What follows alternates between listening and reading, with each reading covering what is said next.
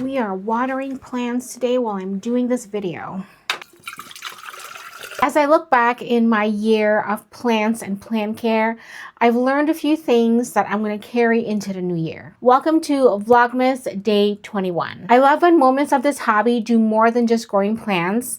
I love when they help us heal and grow as a person too. These are my plant lessons of 2025.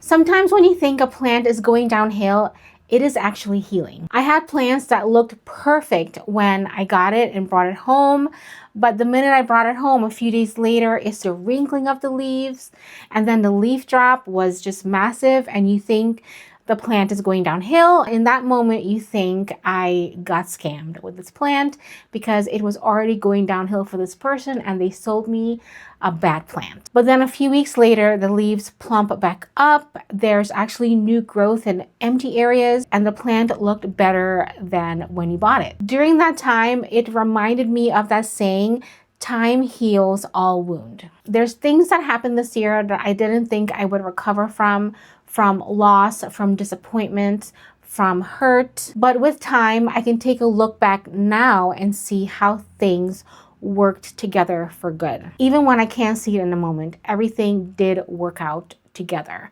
just like that plant. And I do have that plant to show you. This plant, when I got it, ooh boy, it looked great for a day or two and then it just started going downhill. Look at it now. I don't know if I have any images of when it started going downhill, but right now it looks amazing. It looks so great. This plant was just an example for me of how time can heal all wounds. I think it is beautiful. It's already taught me a life lesson. And we're going to give it a water today. We're giving you a little water, a fertilizer. Yes.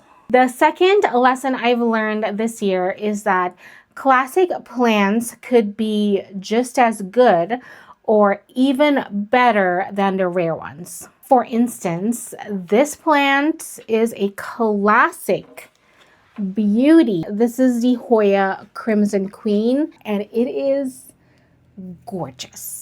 It is just thriving.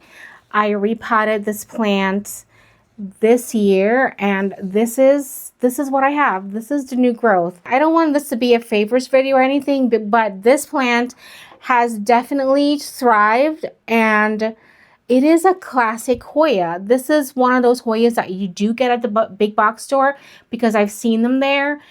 In even the Midwest where there's not a lot of rare plants, but this is a classic plant and it is just gorgeous. Some of the oldest plants in my collection are still beautiful or even more beautiful than when I first got it. And we're giving her water today too. So the classic ones, you bring them home and they are reliable, they're consistent, they're sturdy plants. They don't really give you any trouble. And there's just something so special about them.